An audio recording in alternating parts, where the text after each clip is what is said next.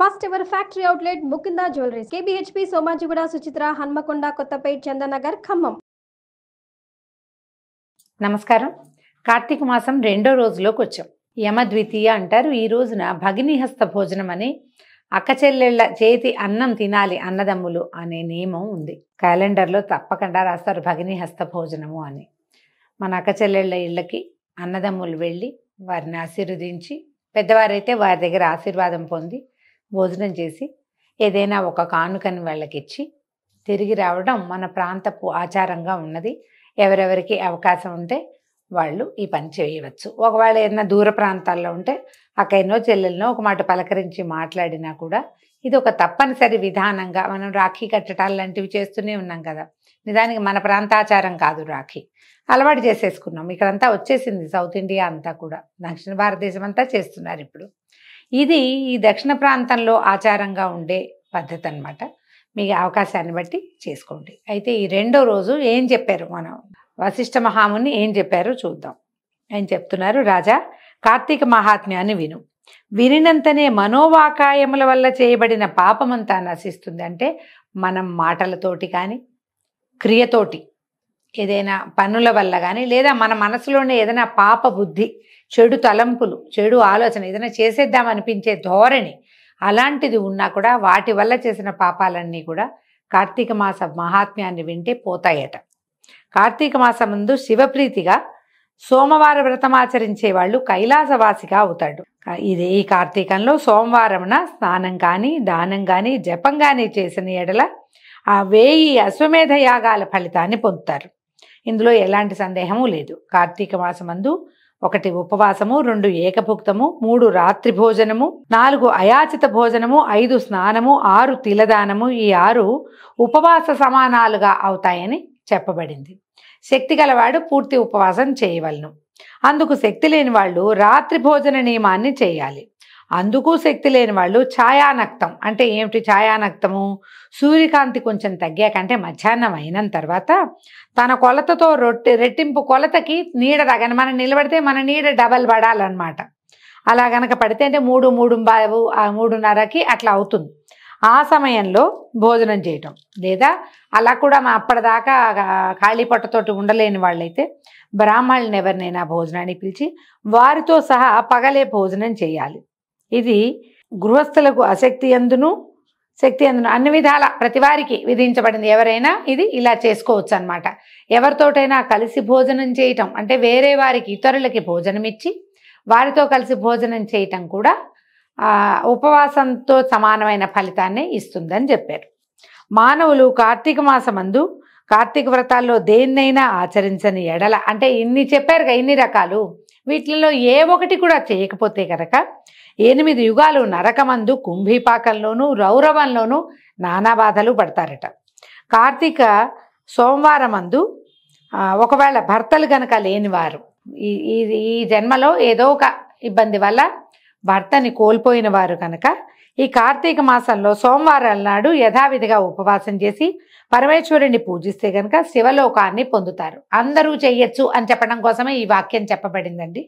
స్త్రీలు కానీ పురుషులు కానీ ఎవరు కార్తీక సోమవారం అందు నక్షత్రాలు చూసి రాత్రి భోజనం చేస్తారో వాళ్ళ యొక్క పాతకాలు అగ్ని యందు వేయబడిన దూది వలె నశించిపోతాయి. అగ్నిలో దూది వేస్తుందని క్షణంలో మాయమైపోతుంది. అలాగా పగలు ఉపవాసం ఉండి రాత్రి భోజనం చేయాలన్నమాట. అలా చేస్తే పాపం నశిస్తుంది. కార్తీక సోమవారం మందు శివలింగమునకు అభిషేకము పూజ చేసి రాత్రిపూట భుజించేవాడు శివుడికి పరమ ప్రీతికారకుడు అవుతాడట. ఈ విషయాన్ని గురించి తెలిపేటువంటి ఒక కథ ఉంది, చెప్తున్నారు. ఏమట? ఇది వినేవారికి చెప్పేవారికి కూడా పాపనాశనం అవుతుందట.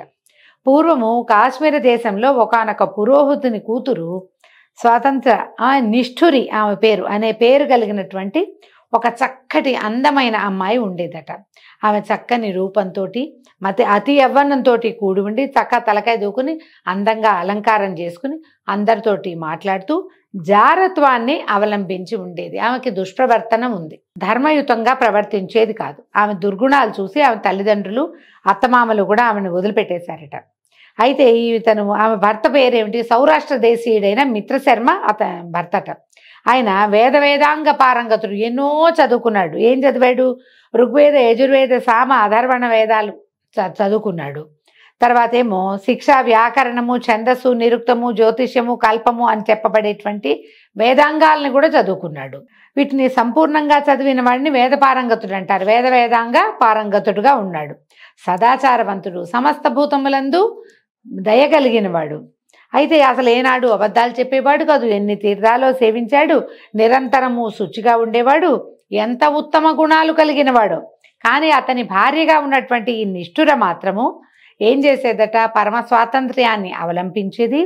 భర్తని ఏదైనా మాట తేడా వస్తే కొట్టేసేదట, బెదిరించేది, కొట్టేది. ఇలా నిత్యము ఆమెతోటి దెబ్బలు తింటూ గృహస్థ ధర్మములందు కోరిక చేత భార్యను విడవలేక కష్టపడేవాడు. ఈ కాలం అయితే మా ఆవిడ నన్ను కొట్టిందని వదిలిపెట్టేసే పని. ఆ రోజుల్లో ఏమిటి, భార్య ఉండాలి, భార్యాద్వితీయుడిగానే యజ్ఞం చేయాలి. ఈ గృహస్థ ధర్మాలన్నీ ఆచరించాలంటే ఇంటి యందు స్త్రీ భార్య ఉండాలి. కాబట్టి ఆమెను విడవలేక ఆమె దుష్ప్రవర్తనని సహిస్తూ ఎట్లో కొట్లా నానా కష్టాలు పడుతూ ఆ బ్రాహ్మణ ఆయన, మిత్రశర్మ అన్న ఆయన ఈమెతోటి కాలక్షేపం చేసేవాడు. ఈమెని కొంతమంది అనేవాళ్ళ ఇది నిష్ఠుర, ఒట్టి నిష్ఠుర కాదు, ఇది కర్కశ కూడాను.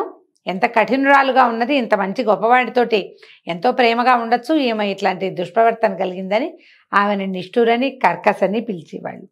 అయితే ఈ భర్త పాపం బాగానే ఉండేవాడు. అయితే ఒకనాడు ఏమైందట, ఆమెకు ఒక స్నేహితుడు ఉన్నాడు. ఆయన బోళ్ళని రకాల ద్రవ్యాలు, నగలు, వస్త్రాలు ఎన్నో పట్టుకొచ్చి ఇచ్చి ఏమన్నట, నీ భర్త ఉండటం వల్ల నువ్వు స్వతంత్రంగా ఉండలేకపోతున్నావు. ఈ ప్రతిరోజు రాత్రిపూట నువ్వు హాయిగా నీ దారి నువ్వు తిరిగి పొద్దున వచ్చేసరికల్లా మళ్ళీ వీళ్ళింటో పూజ చేయాలి, వ్రతం చేయాలి, హోమం చేయాలి, ఇవన్నీ చేయవలసి వస్తున్నావు. ఈ భర్తని గనక చంపేస్తేవా నువ్వు ఖాళీగా ఉంటావు, హాయిగా ఉంటావని బోధించాడు ఆ వచ్చినవాడు. వాడిచ్చిన వస్తువులు తీసుకుని ఆవిడ వాడిచ్చిన బోధని కూడా ఆమె తీసుకొని ఏం చేసింది, భర్త తనతోటి గడిపి రాత్రి నిద్రపోయాక బయటికి వెళ్ళి ఒక బండరాతిని తెచ్చి ఒక దెబ్బ కొట్టి భర్త తలకాయ పగల కొట్టేసింది. తర్వాత ఏం చేసింది, ఈ భర్త శవాన్ని భుజాన వేసుకుని తీసుకుపోయి ఒక పాడుపడిన నూతిలో పడేసింది. ఆయనకి సంస్కారాలు కూడా చేయలేదు. తర్వాత ఏం చేసింది, ఈ విధంగా భర్తని సంహరించిన తర్వాత మంచి వయసులో ఉన్నవాళ్ళు, పరస్త్రీ సంగమాభిలాష కలిగిన వాళ్ళు, కామశాస్త్ర ప్రవీణులుగా ఉన్నవాళ్ళు, వర్ణసంకరకారకులైన ఎంతో మందితోటి, అనేక జాతి పురుషులతోటి స్వేచ్ఛావిహంగంలాగా ఈవిడ తిరుగుతూ ఉండేది. అయితే ఏమైంది, ఎవరైనా భార్య ఏందో భర్త ఏందో అనురాగం కలిగిన ఒకళ్ళనొకళ్ళు బాగుండే వాళ్ళు ఉంటే ఆ భార్యల్ని ప్రోత్సహించి ఆడవాళ్ళని పరపురుష సంగమం చేసేలాగా ఏర్పాట్లు చేసేది. అన్ని చెత్త మంచి పనులు, ఏ ఒకటి సరైన పని లేదు, అన్ని చెత్తవే పనులు. అయితే ఏకపత్ని వ్రతం చేసిన ఉండేవాళ్ళు కొంతమంది ఉంటారు, ఏకపత్ని వ్రతంలో వాళ్ళని చెడగొట్టేదాకా ఆమెకి ఊరుకునే గుణం ఉండేది కాదు. ఈ కాలంలో కూడా ఇలాంటి వాళ్ళు ఉంటారండి. వీళ్ళు ఏం చేస్తారంటే తమ ఏదో దుష్ప్రవర్తన కలిగి ఉంటారు, చుట్టుపక్కల తమ స్నేహితులు వాళ్ళు తమతో సరిగా ఉండకపోతే వాళ్ళని కూడా తమ దారిలోకి లాక్కెళ్తారు. ఇంకా తను అనడానికి ఎవరు ఉండరు కాబట్టి వాళ్ళ మధ్యలో తను ఆడ్ మ్యాన్ అవుట్గా లేకుండా ఉండడానికి స్నేహితుల చేత కూడా, ఇప్పుడు ఇది ఏ దురభ్యాసం చేసేవాడైనా, పొగ తాగేవాడంతే, ఇంకేదో మాదక ద్రవ్యాలు తీసుకునే వాళ్ళంతే, తాగుబోతు వాళ్ళంతే, ఇలాగా విపరీత ప్రవర్తన కలిగిన స్త్రీ పురుషులు కూడా తమ చుట్టుపక్కల ఉన్న సమాజాన్ని కూడా ఆ చెడు వైపుకే తీసుకెళ్ళిపోతారు. ఎందుకంటే తమని వెలివేయటకుండా ఉండడానికి, తమని అనేందుకు ఏ అవకాశము లేకుండా చేయటానికి స్నేహితుల్ని కూడా తాము దిగినటువంటి పాడు నూతుల్లో, ఊబుల్లో దింపేస్తారు. అలాగే మనకి సమాజం అంతా చెడిపోయే కారణం అదే. అయితే ఈమె దయాశూన్యురాలుగా ఉండేది.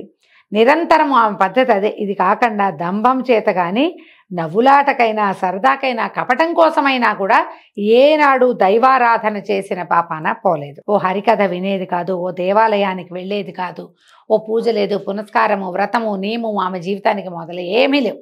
అంతా దుష్ప్రవర్తనే. అయితే ఏమైంది, క్రమంగా ఎన్నాళ్ళు ఈ వేషం ఉంటుందండి, యవ్వనం ఎక్కువ కాలం ఉండదు కదా. యవ్వనం గడిచింది, వృద్ధాప్యం వచ్చాక ఆమెకి రకరకాల వ్యాధులు పుట్టినాయి శరీరంలో. ఆ పుట్టిన వ్యాధుల్లో కొన్ని రకాల కురుపులు వచ్చి అందులో పురుగులు, తర్వాత అందులో దుర్గంధం. క్రమంగా ఏమైంది, ఈమెతోటి మొదటి నుంచి స్నేహంగా ఉన్న వాళ్ళందరూ కూడా కాస్త వృద్ధురాలైనా వస్తూ ఉండేవాళ్ళు, కానీ ఆమెకు అనారోగ్యము, ఆమె నుంచి తమకి జబ్బంటే ప్రమాదం ఏర్పడేసరికి ఇంకా ఆమెను వదిలిపెట్టేశారు. ఎవ్వరు వచ్చేవారు కాదు. క్రమంగా వాళ్ళందరూ ఇచ్చిన డబ్బు, నగలు అన్నీ ఖర్చు అయిపోయినాయి.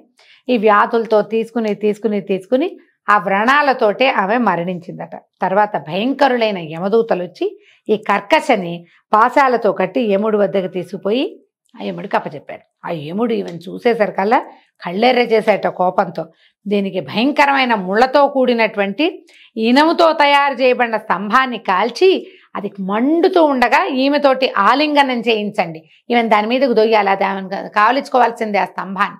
అలాంటి శిక్ష విధించాడట. తర్వాత యముడి ఆజ్ఞ మీద యమభటులు ఆ కర్కశని చేసిన పాపాలు, నువ్వు ఈ పని చేసావు ఆ పని చేసావు అని చెప్పి ఈ కాలుతున్న స్తంభాన్ని నువ్వు కావలించుకోవాల్సిందే, ఆలింగనం చేసుకోవాలి, అంటే నువ్వు హగ్ చేసుకోవాలి, ఇక వేరే దారి లేదు అని చెప్పి ఇంకా ఆమె కొట్టి చిత కొట్టేవాళ్ళు. ఆమె యువతలకు వచ్చేసింది, కాలిపోతోంది, యాతనా శరీరం యువతలకు వస్తుంది. రాగానే యమభటులు ఆమెను గదలతోటి ఆ ఇనప స్తంభం మీదకి తోసేసేవాళ్ళు. తర్వాత ఏం చేశారు, అక్కడి నుంచి తీసుకుపోయి కుంభీపాక నరకంలో పడేశారు, మరుగుతున్న నూనెల్లో పడేశారు. ఆమెను ఎన్ని విధాలో బాధ పెట్టారు. 2 పాదాలు పట్టుకుని రాతి మీద కొట్టేవాళ్ళు ఆమెని. సీసాన్ని కాచి, సీసా అంటే అది అట్లా ఒక రకమైన లోహం, దాన్ని సీసం కాచి 2 చెవుల్లోనూ పోస్తారట. ఎన్ని రకాల శిక్షలు విధించారో. చివరికి ఏం చేశారు, శివుడి యముడి ఆజ్ఞ మీద, చిత్రగుప్తుని అనుజ్ఞ మీద యమకింకర్లు ఆమెని అనేక రకాలైనటువంటి నరక బాధలకి గురి చేశారు. ఇట్లా ఈవిడ ఈ అమ్మాయి కర్కశ అదొక్కతే కాదట, తన పితృపితామహులతోనూ తన బాంధవులతోనూ తనకి పూర్వము 10 మంది పరము 10 మంది మొత్తం 20 తరాలతోటి తనతో కూడా 21 తరాల వారితోటి ఘోరాలైన ఈ నరకంలో మహాబాధలు పొందాక భూమి మీద పుట్టింది. ఇప్పుడు చూడండి, ఈ పాపం చేసిన వాళ్ళకి వాడి యొక్క యాతనా శరీరానికే బాధ కాదు, ఇట్లాంటి దౌర్భాగ్యమైన పనులు చేసిన వాళ్ళ ముందు తరాల వాళ్ళు కూడా ఈ శిక్షలు పొందాలి. వీళ్ళ తర్వాత వాళ్ళ వంశంలో పుట్టిన వాళ్ళు కూడా అదే శిక్షను పొందవలసి వస్తారు. అందుకని తప్పులు చేయకూడదని చెప్తారు. తర్వాత ఏమైంది, భూమి మీద పుట్టింది. ఈ పుట్టిన తర్వాత ఇది ఎట్లా పుట్టిందట, 15 సార్లు కుక్కగా జన్మించింది. అందులో 15వ జన్మల్లో ఏమైందట, కళింగ దేశంలోని ఒక బ్రాహ్మణుని వాకిట్లో కుక్కగా పుట్టి ఇంటింటికి తిరుగుతూ ఉండేదట. ఓ జనక రాజర్షి విను. ఇలా ఉండగా ఒకనాడు ఆ బ్రాహ్మణుడు కార్తీక మాసమందు సోమవారం పగలంతా ఉపవాసం చేసి ఇంట్లో శివలింగాభిషేకము పూజాదులు చేసి నక్షత్ర మండలాన్ని చూసి ఇంటికి వెళ్ళి దేవనివేదన చేసి బలిదానం కోసము బయటికి వచ్చి భూమి మీద బలిని ఉంచాడు. బలిదానం అంటే ఏం చేసేవాళ్ళు, ఇంట్లో వండిన వంటలో కొంత భాగాన్ని తీసుకెళ్ళి దారిలో ఉంచటం అనేది ఒక విధానం ఉండేది. పశుపక్ష్యాదుల కోసమే ఉంచేవాళ్ళు. తీసుకెళ్ళి ఈయన ఏం చేశాడు, దారిలోకి వెళ్ళి రోడ్డు మీదకి వెళ్ళి ఒక బలి అన్నాన్ని అక్కడ వదిలిపెట్టాడు. వదిలిపెట్టి ఏం చేశాడు, పెంచాక కాళ్ళు కడుక్కుని ఆచమనం చేసి ఇంట్లోకి వెళ్తున్నాడు. వెళ్తుంటే ఈ కుక్క ఉంది కదా, ఈ కర్కశ 15 సార్లు పుట్టింది. ఈ 15వసారి పుట్టినప్పుడు ఈ చుట్టుపక్కలే ఉంది. అది ఏం చేసిందట, పగలంతా ఆహారం లేదు దానికి. సోమవారం నాడు డే అంతా పగటిపూట అంతా కూడా ఉపవాసం ఉంది. కృషించిపోయి ఉందిట, బక్కచిక్కిపోయింది.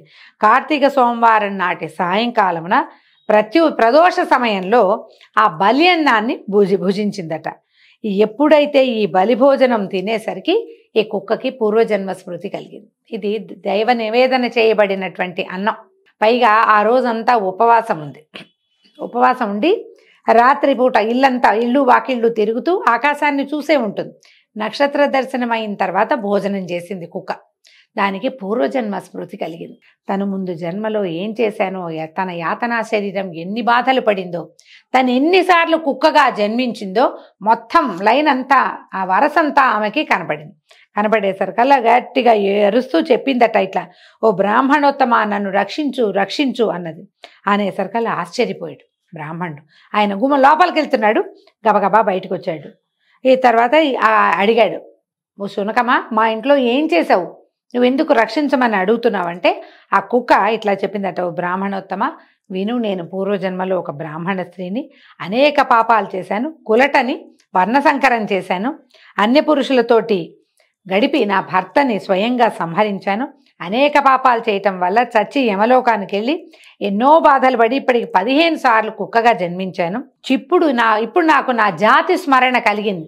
నేను ఇన్ని మాటలు పుట్టానని, ఇంతకుముందు చచ్చిపోయానని, అంతకుముందు మనిషిగా పుట్టి చచ్చిపోయానని, ఆ చనిపోక ముందు నేను ఈ పాపకర్మాలన్నీ చేశానని నా యాతనా శరీరం ఏం బాధపడిందో అదంతా నాకు తెలిసిపోయింది. ఆ దుఃఖాన్ని నేను సహించలేకపోతున్నా. మనం చేసిన పాపం గుర్తొస్తే దుఃఖమే, ఎందుకు చేశానా అనిపిస్తుంది. అసలు నాకు గుర్తెందుకు వచ్చిందో నాకు అర్థం కావటం లేదు. నాకు ఈ జాతి స్మరణ ఎలా కలిగిందో చెప్పు, నన్ను ఇందులోంచి రక్షించు. ఈ కనపడుతున్న నా జాతిని, ఆ కనపడుతున్న ఆ వరసని నేను సహించలేకపోతున్నానని పరిపరి విధాలుగా మురిగి ఏడ్చిందట. అప్పుడు ఈ బ్రాహ్మణోత్తముడు ఈ మాట విని తన జ్ఞాన దృష్టితో చూసి తెలుసుకుని ఇట్లా చెప్పాడట, ఓ కుక్క, ఓ శునకమా, ఈ కార్తీక సోమవారం నాడు ప్రదోష సమయం వరకు భుజించకుండా ఉండి ఇప్పుడు నేను పెట్టినటువంటి ఈ బలిని భక్షించావు కాబట్టి నీకు జాతి స్మృతి కలిగింది అన్నప్పుడు ఈ కుక్క మళ్ళీ బ్రాహ్మణోత్తముడిని అడిగింది, ఎట్లా నాకు ఈ జీవితం నుంచి విముక్తి లభిస్తుందో చెప్పు అంటే అప్పుడు ఆయన ఏం చేశాడట, ఈ బ్రాహ్మణుడు పరోపకార బుద్ధితోటి కార్తీక సోమవారాల యందు తాను చేసిన పుణ్యంలో ఒక్క సోమవార వ్రత పుణ్యాన్ని ఈ కుక్క పేరు చెప్పి దానికి దానం చేశాడు, ధారపోసాడట.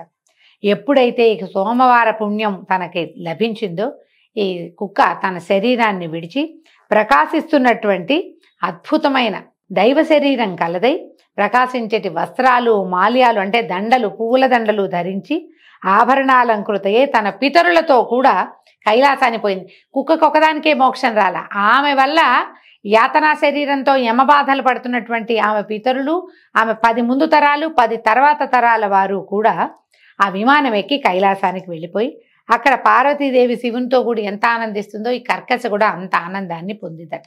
కాబట్టి కార్తీక మాసమందు సోమవార వ్రతము ఆచరింపతగినది. ఎవడు కార్తీక సోమవార వ్రతాన్ని చేస్తాడో వాడి మోక్షం వాడి చేతిలో ఉన్నట్టేనట. కాబట్టి ఓ జనక మహారాజా, పుణ్యప్రదమైన కార్తీక వ్రతాన్ని నీవు ఆచరించమని వశిష్ఠ మహాముని రాజర్షికి బోధించారు. దీంతో 2వ రోజు పారాయణ పూర్తి చేసుకున్నామండి. రేపు ఉదయం 3వ రోజు పారాయణలో కలుసుకుందాము. నమస్కారం.